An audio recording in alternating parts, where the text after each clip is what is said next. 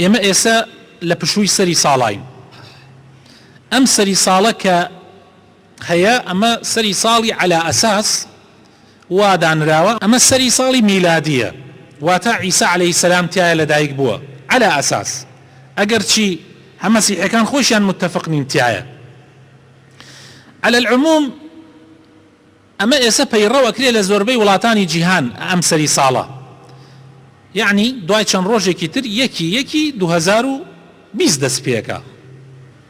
ئێمە کێشەیەکی زۆر گەورەمان نییە لەگەڵەوەی سەری ساڵ لەکوێوە دەستی پێکە، بەس کێشەکەمان لەوەیە ئایا بالفعل ئەوانەی کە ئەمەیان دانا شوێنی عیسا عەلەیهی سەلام کەوتن،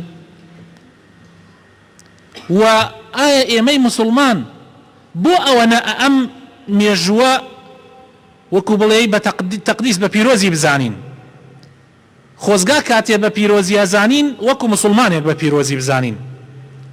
تایە مەسەن شکری خوای گەورە بکەین کە خوای تەعالا پێغەمبەرێک لە پێغەمبەرەکانی ناردووە وەکو ڕەحمەتێک بۆ قەومەکەی خۆی، چونکە عیسا عەلەیهی سەلام بۆ بەنی ئیسرائیل نێرراوە و پاشان ڕەحمەتێکیش بۆ مرۆڤایەتی یا بەشێک لە مرۆڤایەتی. ئەخر فەرقی بینی عیسا عەلەیهی سەلام لەگەڵ محەممەد صلی الله عليه وسلم ئەوەیە کە عیسا بۆ بەنی ئیسرائیل نێرراوە، بەڵام محەممەد صلی الله عليه وسلم بۆ هەموو ئومەتەکان نێرراوە. کێشە نییە، یعنی لەوانەیە کێشەیەکی زۆر نەبێ ئێمە دڵمان خۆش بێ و داوا بکەین خوای تەعالا ڕەحممان پێ بکە و زیاتر پابەند ببین بە پەیامی پێغەمبەرەکان.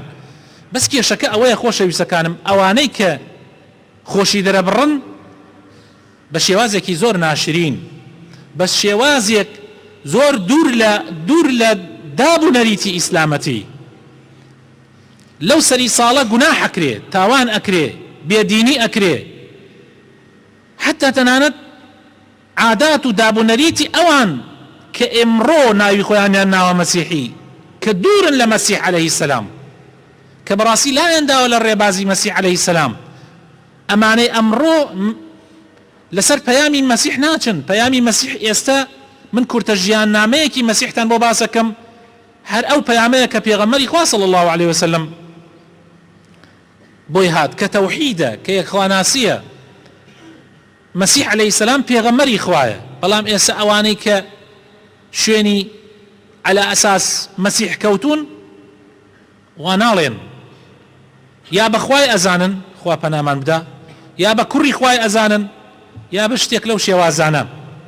طبعا ئەمە تاوانێکی زۆر گەورەیە. ئێمە نابێت هەروە بە ئاسانی بەسەرمانە تێپەڕ بێت، چونکە تۆ هەموو ڕۆژێک نەخوێنەوارەکانیشمان ئەڵێ قل هو الله أحد الله الصمد لم يلد ولم يولد، خوای تەعالا نە لە کەس بووە نە کەسیشی لێ بووە. یا ئەویش ئەڵێ عیسا خوایە، ینی مرۆڤە، خوا مرۆڤە، یا عیسا کوڕی خوایە، خوا پەنامان بدە. ئەمە شیرکە، ئەمە هاوبەش بڕیاردانە، ئەمە لەگەڵ ئیخلاسی تەوحیدا ناگونجێ.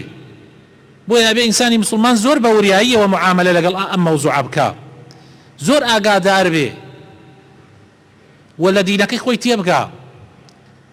ئێمە مسلمانین خۆشەویستەکانم، مسلمانین، یعنی هەر شتێکی تازە یان هەر شتێک پەیا ئەبێ مسلمانانە معاملەی لەگەڵا بکەین. زۆر بەداخەوە تا ئێستا ئێمە مسلمانانە معاملە لەگەڵ شتەکانە ناکەین.